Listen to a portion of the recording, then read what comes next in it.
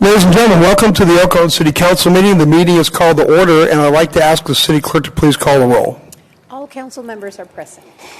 The city clerk posted orders of adjournment of the July 23rd, 2024 meeting and the joint special meeting of August 6th, 2024, and the agenda of the August 13th, 2024 meetings in accordance with state law, City Council and Housing Authority policy.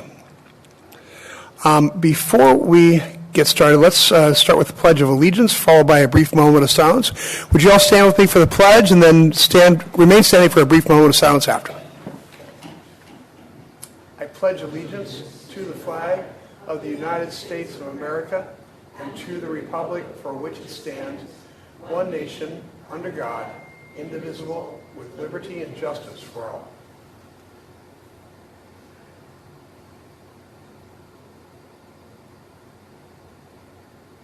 Thank you very much.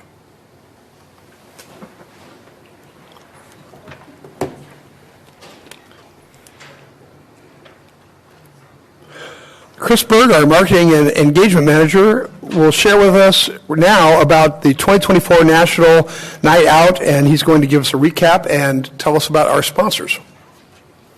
Chris.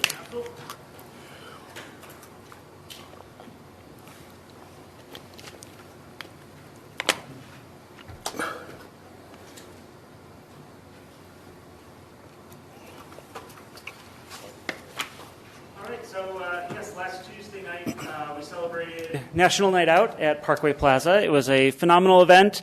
For those that don't know, this was the 41st year of National Night Out, and the whole premise of the event is to have positive interactions between law enforcement agencies and the communities that they serve. So this happens throughout the U.S. and Canada, and we held our biggest one yet. So really had a great event. To me, this is such an honor to be a part of. These have become some of my favorite colleagues and people that I have a tremendous amount of respect for. And we went beyond just El Cajon PD, but also included other law enforcement agencies. We had MTS's security teams out there, Border Patrol, CHP, San Diego Humane Society. So everybody pitched in to have a lot of fun at family activities. We had our live band out there, had a tremendous crowd, even had our officers up dancing on stage towards the end of the night, so just a really fun time. And with that, I've got a short video here recap that we can take a look at. National Night Out, an epic annual event dedicated to building positive relationships between law enforcement and our amazing community. And wow, what a turnout. Thousands of El Cajon residents joined the fun, all thanks to our fantastic local businesses. Their support truly showcased the incredible community spirit here in El Cajon. Community members had the chance to meet their friendly neighborhood officers, watch jaw-dropping canine demonstrations, and even tour the impressive SWAT vehicles. But that's not all. Our partner agencies, including San Diego Humane Society, California Highway Patrol, San Diego MTS, and the United States Border Patrol, also joined the festivities, adding even more excitement to the mix. Beyond law enforcement showcases, there were plenty of other activities to dive into. Kids went wild with the Ninja Nation obstacle course, testing their skills and seeing if they had what it takes to become a cop. Home Depot and Target hosted giant activity centers filled with arts and craft projects that kept the little ones entertained all evening long. Our amazing event MC and El Cajon local, Delana Bennett, rocked the main stage. She introduced our officers, narrated the thrilling canine demonstrations, and hosted some incredible raffle prizes. And let's not forget the musical highlight of the night, the Betamax Band. They brought the house down with all the greatest hits from the 80s, taking us back to an era when National Night Out first began. We can't thank our businesses enough for putting on such a phenomenal show, and a massive shout out to our residents for coming together and building such strong connections. Until next year, El Cajon, let's keep community spirit alive and thriving. And so I just wanted to focus on the fact that this truly was such an amazing community event. Besides it being, our police department's big party for the year, we also had our Parks and Rec, our Public Works. There were a lot of city employees involved in putting this on. but then as well our community. What was great with this event is we did not touch our budget that we had set aside for this event.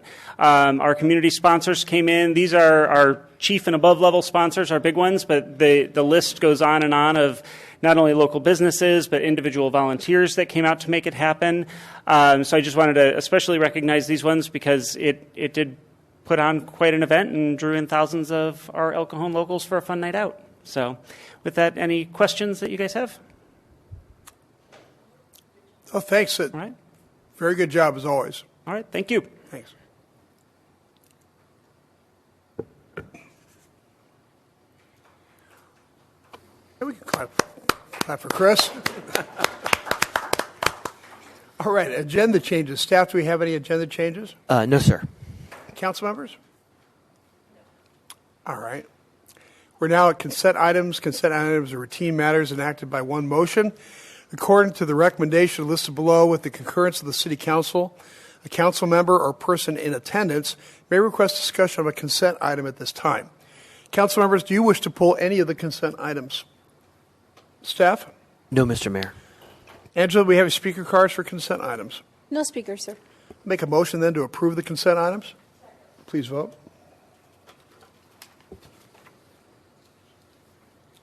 Motion carries by unanimous vote.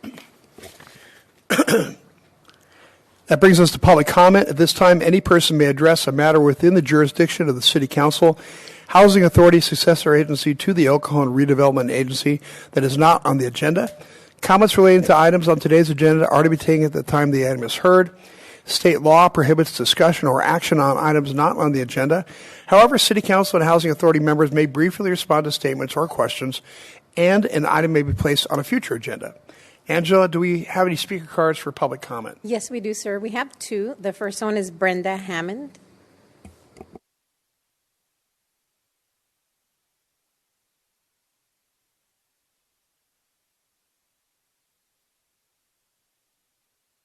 Hey, Brenda.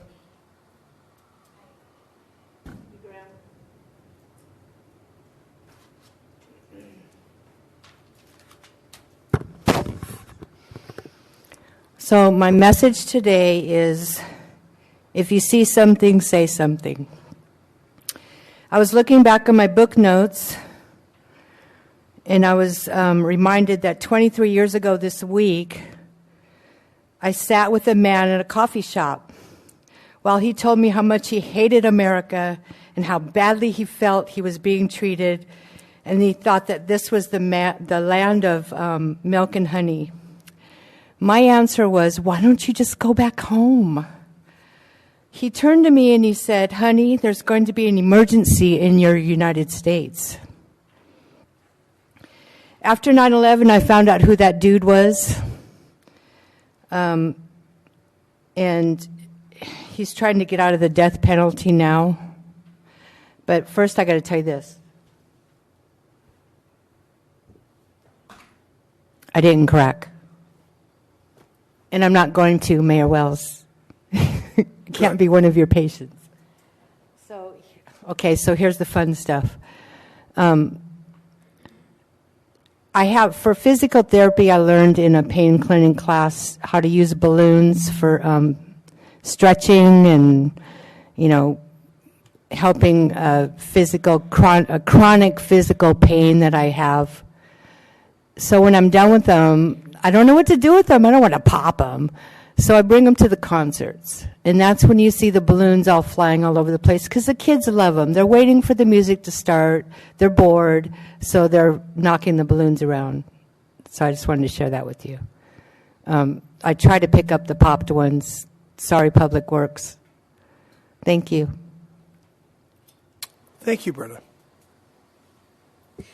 The last speaker is Marianne Ostermeyer.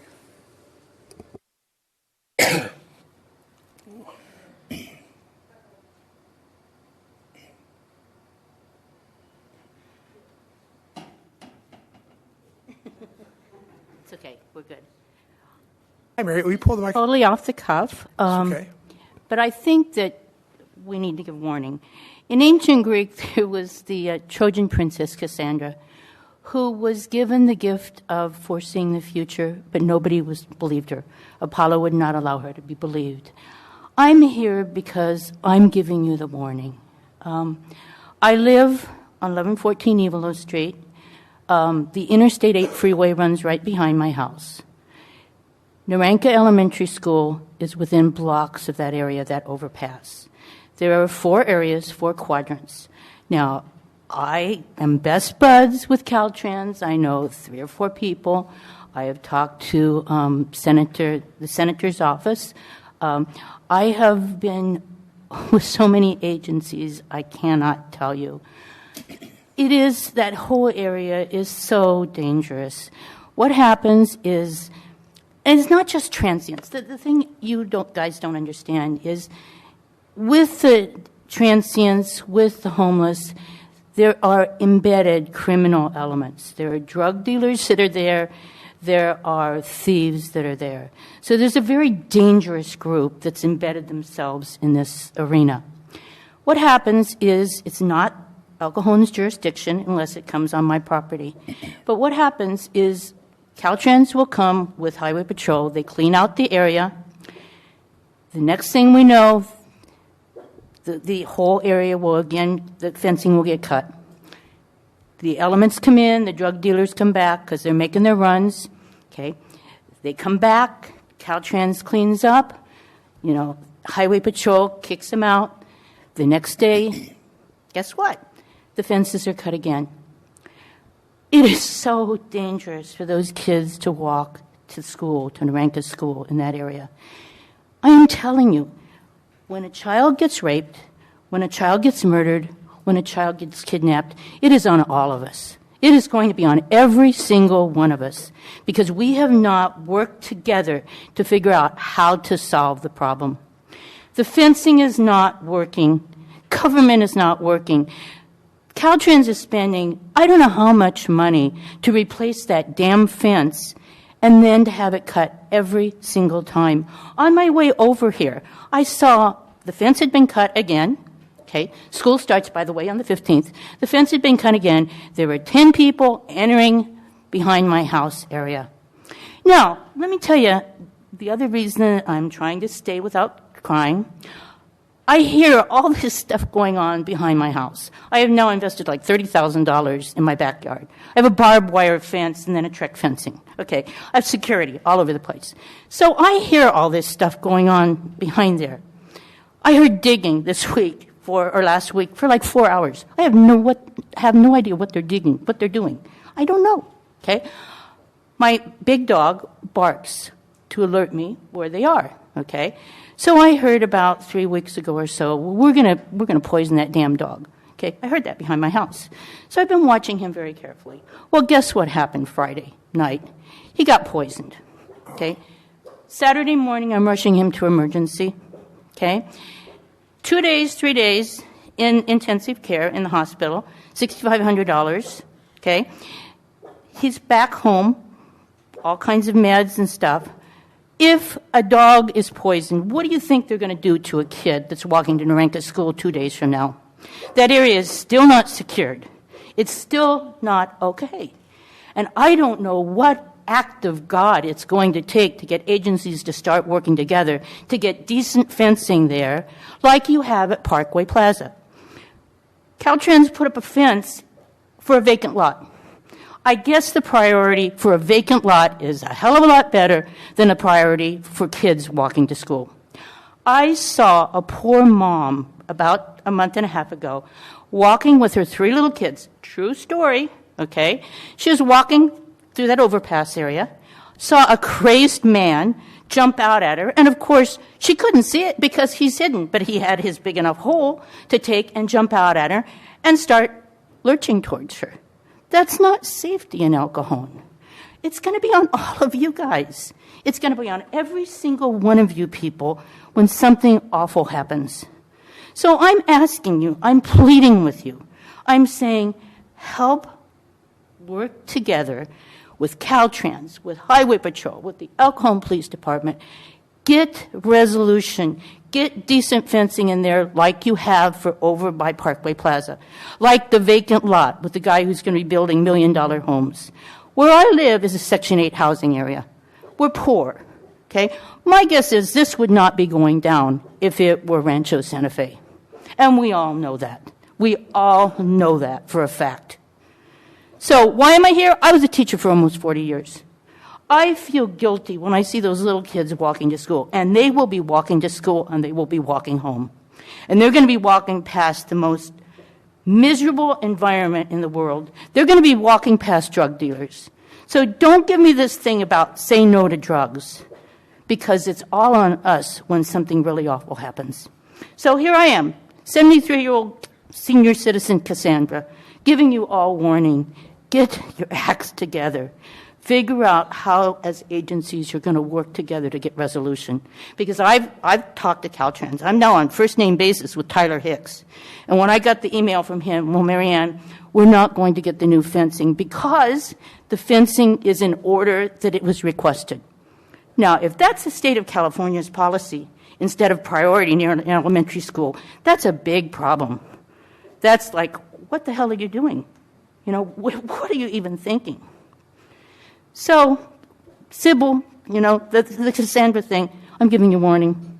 When a child is molested, a child is raped, a child is murdered, it's on all of us as a community. Okay.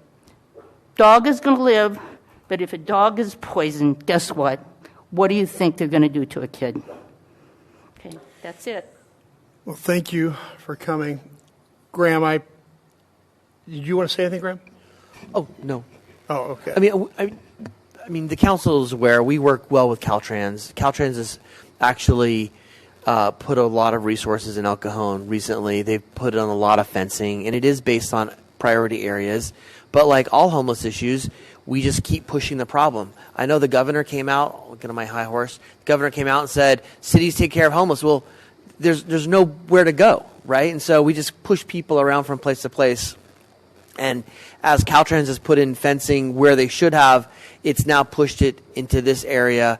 And so we'll continue to work with Caltrans and encourage them to make this a priority project because the fencing will make a big difference.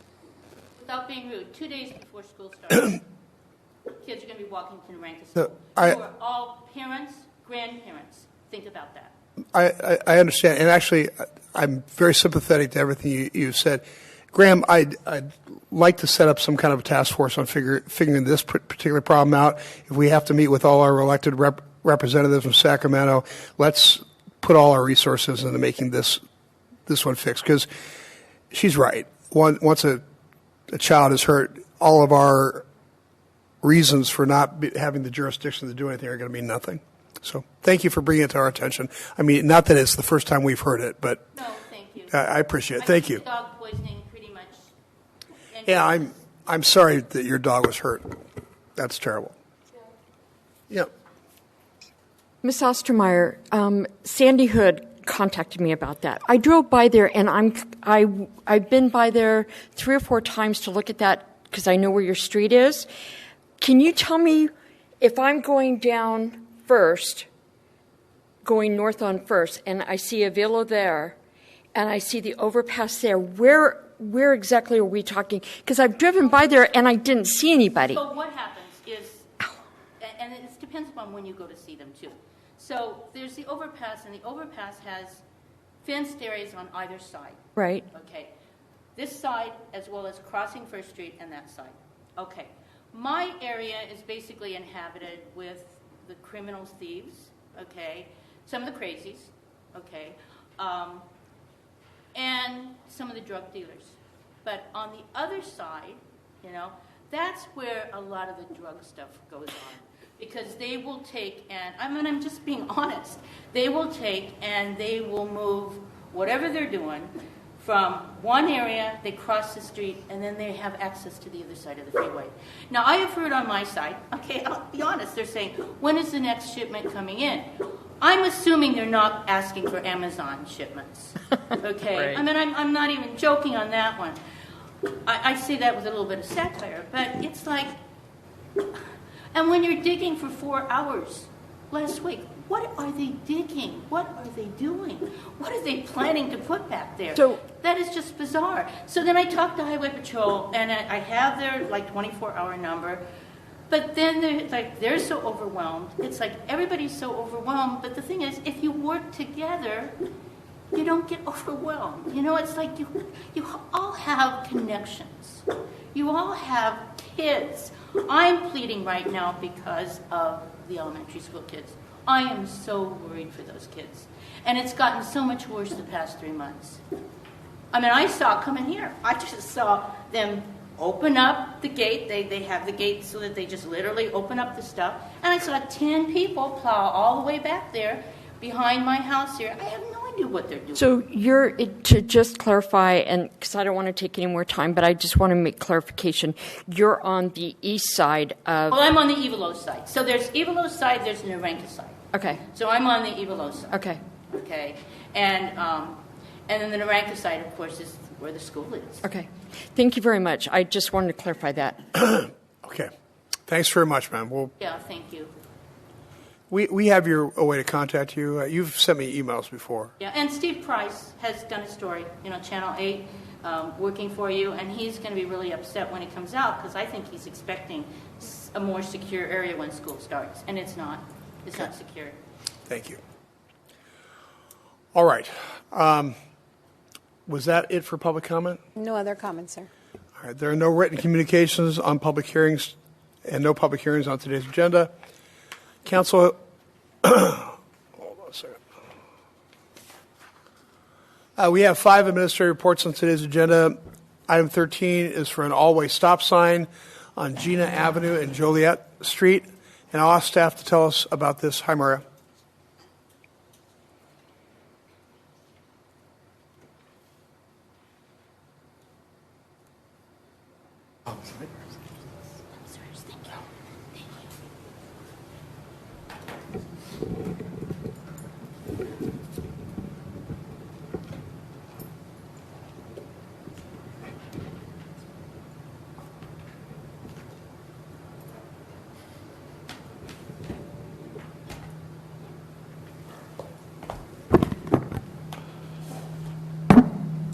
All right, good afternoon, Mayor, members of council. My name is Mario Sanchez, city engineer. First item I have up is an all-way stop request at the intersection of Joliet Street at Gina Avenue. This is a request from several residents that live in this neighborhood to investigate the need for an all-way stop at this uncontrolled intersection due to concerns of overall safety. The first picture that I have of this location, this is Gina Avenue at Joliet Street, and it's an uncontrolled intersection, and approximately 3,800 vehicles per day travel through this intersection. And the intersection of Gina handles about 2,700 vehicles per day. Another picture viewing south at this intersection. And then viewing east at the intersection, it's Joliet Street, which carries about 1,100 vehicles per day. So we conducted a traffic study, and we looked at the accident records and so forth for the past 5 years. There have been 0 accidents at this location. The corner sight distance is adequate, but at some times of the day when there's cars parked near the intersection, it's limited somewhat. So when we performed the study, as I mentioned before, we follow the California Manual on Uniform Traffic Control Devices, and we use a point system developed several years ago by the city of San Diego. So we look at about 5 factors that we take in consideration: accident history, special conditions like limited sight distance, or high pedestrian volumes, and traffic volumes as well. This particular intersection did not meet the required warrants, but having no regulatory control at this intersection causes motorist confusion of who had the right-of-way and the limited sight distance at various times of day. So therefore, we're recommending to put in all-way stops at this uncontrolled location. So staff is recommending that the council adopts the next resolution approving the installation of permanent all-way stops on Gina Avenue at the intersection of Joliet Street in order to enhance pedestrian and traffic safety. With that, I'll open it up to questions. Questions? Steve? Hi, Mario. Thank you for the presentation. Were any speed surveys done? Yeah, we did speed surveys about a year and a half ago. And on let me go back to this. On Joliet Street, we did a traffic count, I think about 2 years ago, and the 85th percentile was about 27 miles per hour. And then on Gina Street, or Gina Avenue, the 85th percentile was 28 miles per hour. So. Okay. And so why did you recommend a four-way stop versus, I'll call it two-way stop? Just to assign the right-of-way as traffic enters the intersection. The volumes are pretty close. So if their volumes are close to within 50%, then I can recommend an always stop as the best condition or the best safety measure to assign the right-of-way. And I believe these streets are also used as a cut-through? Yes. Can you describe that? Yes. So Gina Avenue is used as a cut-through in between Lexington and Melody, if you look at the map, as well as the adjacent street of Ivory. But Ivory carries far less traffic volume. Okay. And people are on Main Street trying to avoid the second main intersection, so they use Gina or Joliet as a cut-through to get down to Hamishaw. To avoid the intersection at Main and Hamishaw. Okay, because 3,800 cars is a lot for a little small residential street. Okay, thank you. You're welcome. Okay, any speaker cards on this item? No speaker cards, sir. All right. Thank you, Mario. You're welcome. I bring it back to the council. Move adoption. Second. Please vote. Motion carries by unanimous vote. And I see that Mario is going to stay with us for a discussion about another all four-way stop sign at the corner of Lexington and Claydell. Mario?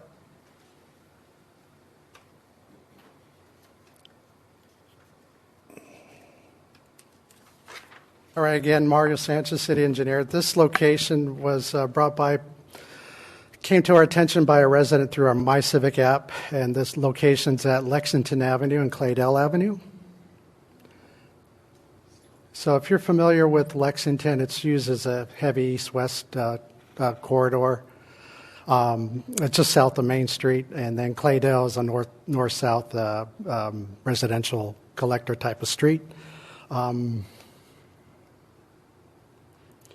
Just give you some context here.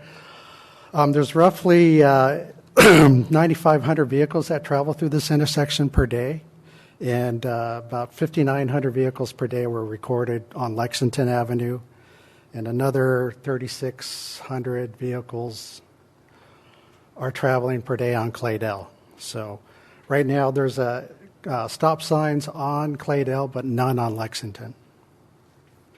So again, we do, when we perform our study, we collect traffic count data, take a look at intersection records and so forth.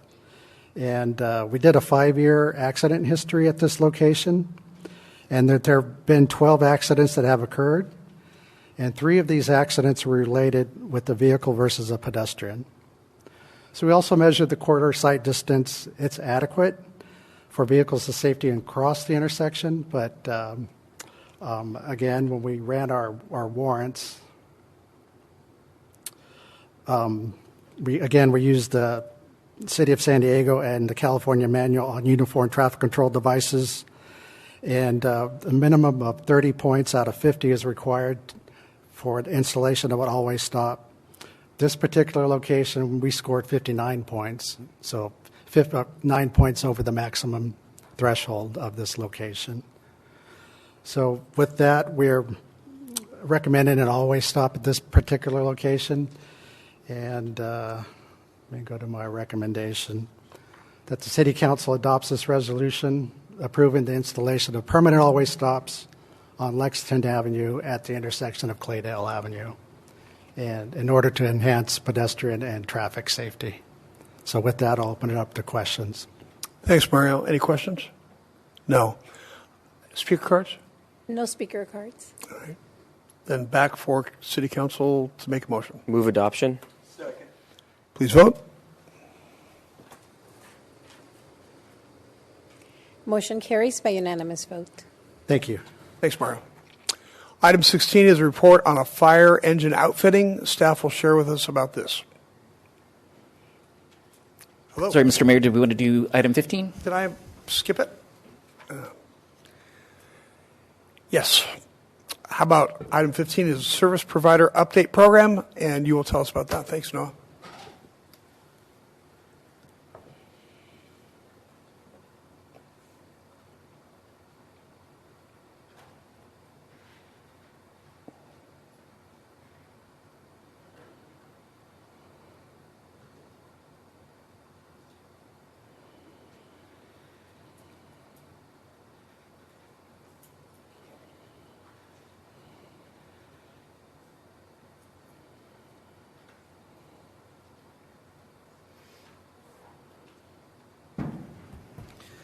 All right, thank you, Mayor and Council members.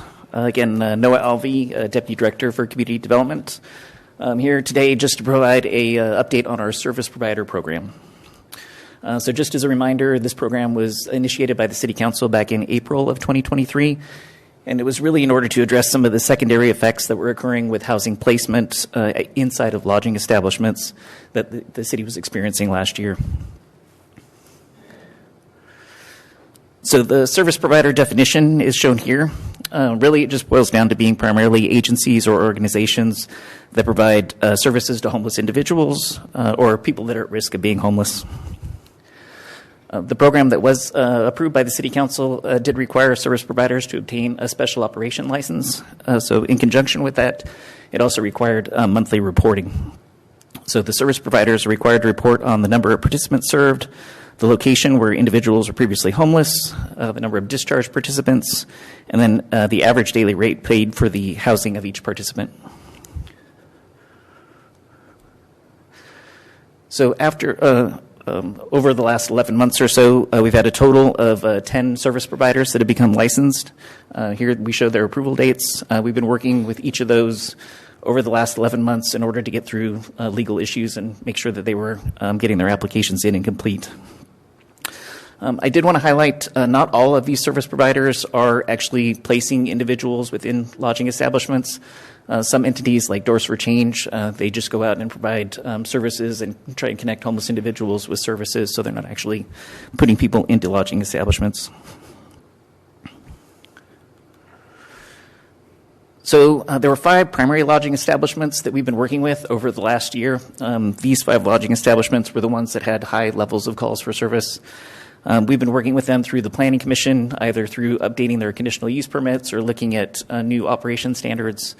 We've had a group of city staff that have met with the individual lodging establishments in order to look at their operations, look at security measures they could put in, like fences or improving landscaping or just other measures in order to really improve the operation and reduce those calls for service. So we looked at, over the last year or so, the percentage and reduction in calls for service. Just because of when each conditional use permit went to the Planning Commission, we looked at the initial calls for service and then the reduction over the last year. So you can see here, we've really seen everywhere from a 25 to a 59% reduction in calls for service. So I think overall, we believe that it's been successful. It's really helped us to better understand how these lodging establishments are operating, and really helpful in allowing the police department to work with those lodging establishments as well as the service providers, giving us additional data. So really, over the last 11 months, that's kind of the highlights of what we've been able to achieve. For this item, we're not asking for action from council, but just seeking feedback on the program or any thoughts or concerns that council might have. So that concludes my presentation. Happy to answer any questions. Thank you, Noah. Appreciate that. Questions amongst the council? Steve? Thank you, Noah. Again, love the full and concise summary. Thank you. the percent reduction, if we go back one slide, I think it was, are they, and is calls for service police and fire? Yes, what we did was we did aggregate calls for service. So we wanted to look just at the entirety of all the calls that were coming in for that specific location. When we've had items come to the Planning Commission, we've kind of done a deeper dive, but for this analysis, we just look at the aggregate calls. Sure, okay. And I could see sometimes lodging establishments saying, I'm just not going to call anymore, even though I've got problems, because I'm going to get dinged if I call. And that could be a reason why they're down, or they don't have as many residents at their place, and so the odds of getting a call are down. Or there are other things. Do you have a reason why these are reducing? I mean, I would say primarily it's the effort that staff have put into having those conversations with the operators. So, when we're doing those deep dives into the calls, when we went to the Planning Commission, we're looking at that 2 a.m. call, maybe where the manager for the lodging establishment doesn't want to get up and go outside to address an argument that's happening in the parking lot. So those are things that necessarily the police department don't need to respond to. It's something that a manager on site can handle. So hopefully that's been part of the call or part of the cause for the reduction in calls for service. But we've also worked with them on their operations manual, data collection, and increased connections with the police department. And by the way, are these reductions in 911 calls or non-emergency line calls? It was just the aggregate calls for service to both fire and police. But to the 911 system or to the 579-3311 non-emergency line? I would assume it would be both. I'd have to defer to the police department. Both? It's both. Okay. Sounds good. I think that answers my questions. Thank you. Mr. Goebel, I think part of it also is, besides the staff's effort and the operators having a better management plan, we think there's also just less individuals being housed by the County of San Diego in El Cajon. So we get a report on just one of the housing programs that the county operates. So we get a weekly update on how many people are being housed. And about a year ago at this time, there was 131 individuals being housed. As of this week, there's 89. So that's a 24% reduction in activity. So I think that also probably has some to do with the calls as well. Okay.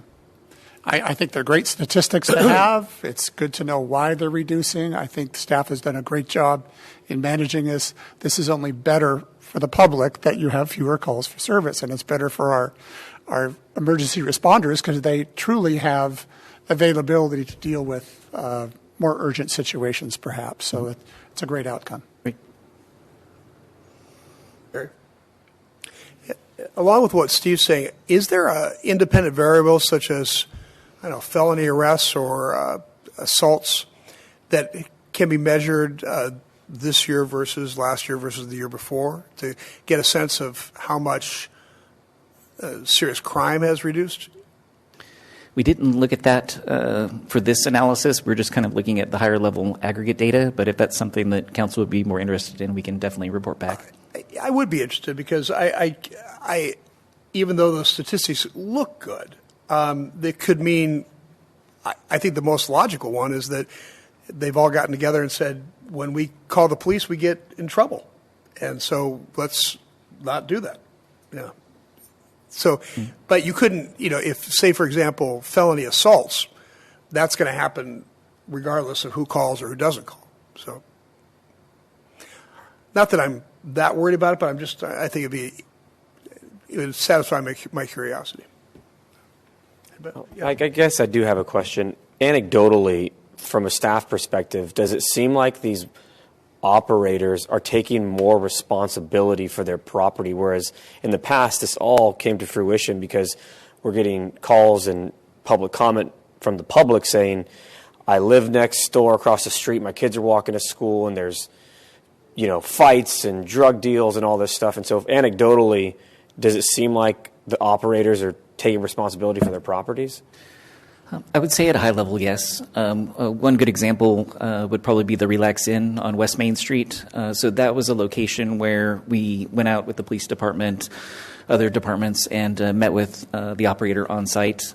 We gave him some suggestions about like putting up a fence back in the back corner by the pool so that people couldn't exit out into the residential neighborhood adjacent there. Yeah. He took a lot of the suggestions to heart. He made those improvements to the property and fixed up the landscaping without us having to go to the Planning Commission. Okay. So I look at that as kind of a success story where we were able to work with someone and help them proactively kind of resolve some of their problems. Good. Yeah, it seems like it's positive evidence, and I'd be curious to know the answer to the mayor's question as well.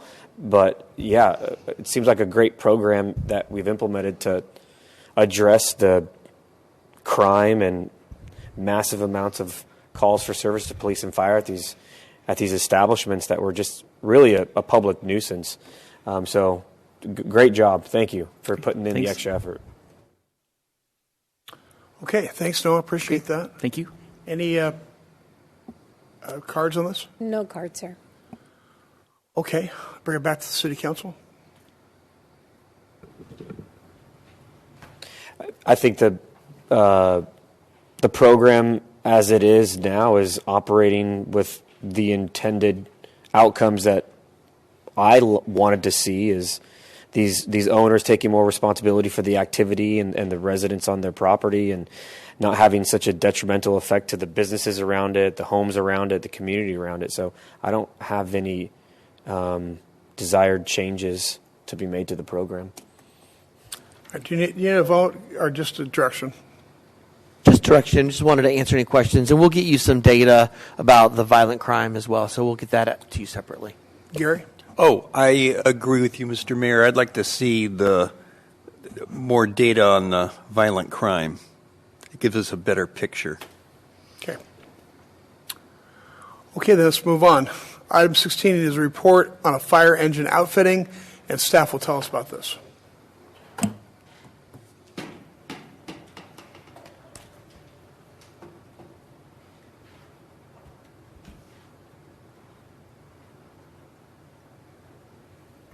Hi, good afternoon, Honorable Mayor, Council members. Yasmin Arellano, Director of Engineering Services.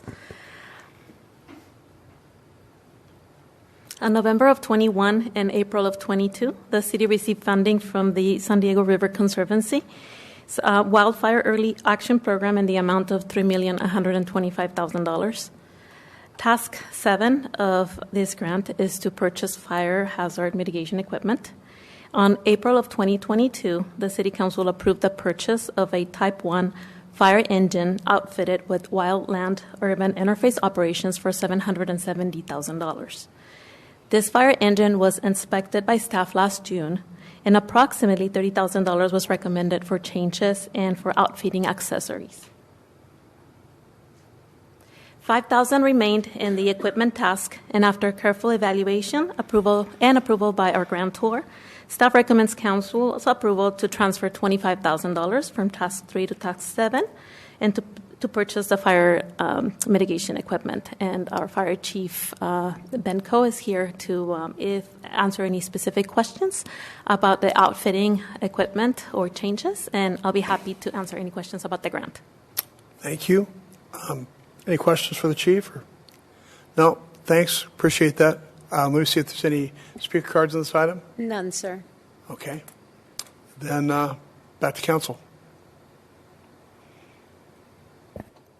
Move adoption. Second.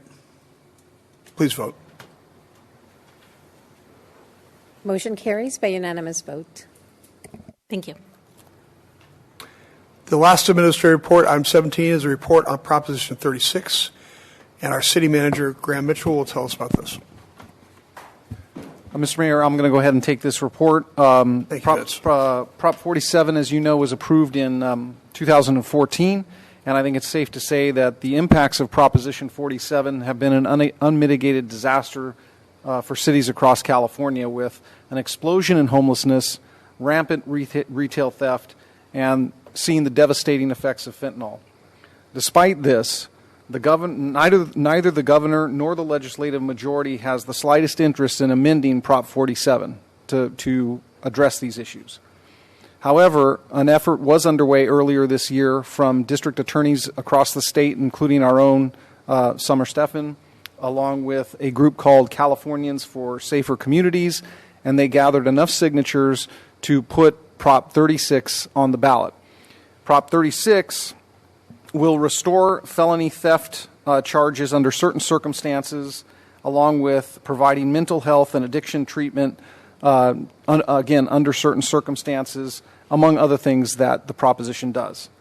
You'll recall that in past legislative reports, I made you aware of 12 bills that were being sponsored by the governor and the legislative majority, 10 of which have been approved in the past couple of days. Just the last few days, 10 of the 12 have been approved and are on the governor's desk and will likely be signed.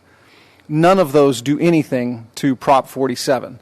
The purpose of those bills is no doubt to lead some sort of disinformation campaign as we enter the final stretch of the election season to dissuade the public from voting in favor of Prop 36. What's before you now is a resolution that is in support of Prop 36, and staff is recommending your support of that, and I'd be happy to answer any questions at this time. Thanks, Vince. Questions? No questions, just a comment when it's appropriate. Go ahead. Well, I have been extremely outspoken on the need to repeal or reform Prop 47. I think in our own town hall meetings with regard to homelessness that we had last year, we showed the correlation of the passage of Prop 47 and 57 about 10 years ago, and subsequently the homeless population in California skyrocketing. Prop 47, the reform of this through Prop 36, is going to have real consequences for repeat criminals, not only with regard to drug offenses, but theft and organized theft. I can't tell you how many dozens of businesses we lost in El Cajon, whether them just shutting down or moving out of the state. Hundreds and thousands in California have closed or shuttered. We just today, our resident here, she's so frustrated with the homeless population, the criminal element of it, taking over our neighborhoods, intimidating, and our residents on our streets and parks, open air drug use, and I've had enough of it. I've spent more time gathering signatures for Prop 36 than my wife and kids would have liked, but this is the real work that has to be done because the state fails to take action to hold people accountable for their actions. And I am all on board to support this and vote yes on this resolution. I know the mayor has spoken in support of repealing Prop 47, and I hope the rest of my colleagues would as well. Gary? This is a case of our citizens rising up to fix something that the legislature refuses to fix. Everybody's tired of this, except for a lot of our state representatives. So I think this is a great idea. I commend staff for bringing this forward. I was just thinking about this last week. You read my mind. So thank you so much for bringing this to us, and I'm going to support it. All right. Anybody else? Thanks very much. Okay. Angela, do we have any speaker cards on this item? We do not, sir. All right. Somebody like to make a motion? Move adoption. Second. Please vote. Motion carries by unanimous vote. There are no commission reports on today's agenda. Item 18 is my activities, which is as reported. Now we're at the activities of council members. Councilmember Goebel. As reported, with a small comment on an MTS position. We had a budget meeting last week. MTS is under the same mandate a lot of public agencies are to purchase 25% of any new vehicle be a zero-emission vehicle. And so any new buses that are purchased are 25% have to be electric in this case. The problem is the electric buses only go 150 miles. And many of the MTS routes are longer than 150 miles, with the greatest being 450. So the mandate is we have to buy a zero-emission bus that only goes 150 miles, but it doesn't meet the 400 route. but the legislation says it's a one-for-one swap, so you're not forced to buy 2 buses just to fill the one route. So this is a dilemma that is happening with transit agencies up and down the state. And one of the things I'm pleased to see is that hydrogen buses are being considered and used by agencies up and down the state as well. Hydrogen is much better than zero emission, and their range is about 90% of that of this compressed natural gas. The only problem is because of the economies of scale, they're more expensive than electric buses at this point. But it is nice to see at least another alternative to electric, because our friends at SDG&E have told us that they don't have the capacity to provide all the electricity needed for society's demands for full electrification in the coming years. So it might be a nice zero-emission alternative, this hydrogen. So MTS is moving along with its mandate from the state, also from its goals for clean energy, but with some flexibility, which is good for the public as well. That concludes my comments. Thank you. Councilmember Kendrick. As reported. Councilmember Mitchell. As reported with one addition, I attended the East County Economic Development Council, subbing for my colleague. All right, Deputy Mayor Ortiz. As reported, except for one change, I did not attend that meeting that Michelle went to. Okay. There are no joint councilmember reports of general information items, no first or second readings of ordinances on today's agenda. And that brings us to closed session. Our city attorney will recite the title and lead us into the closed session.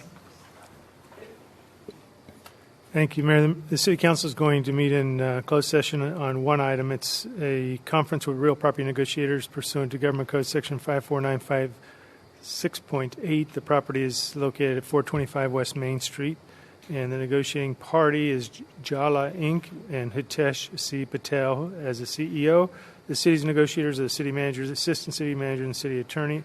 Under negotiation would be price and terms of payment for acquisition of the property. All right. I'd make a motion then to adjourn the closed session. Second. Please vote.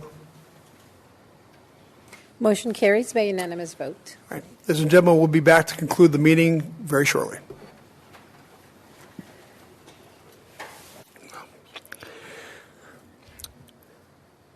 Well, ladies and gentlemen, we are back from closed session. Our city attorney will report the actions taken in the closed session. Thank you, Mayor. The City Council met in closed session to have a conference with its real property negotiators, as mentioned in the agenda report for the property at 425 West Main Street, and direction was given to the negotiators. Okay, this brings us to adjournment. The regular joint meeting of the El Cajon City Council, El Cajon Housing Authority, successor agency to the El Cajon Redevelopment Agency,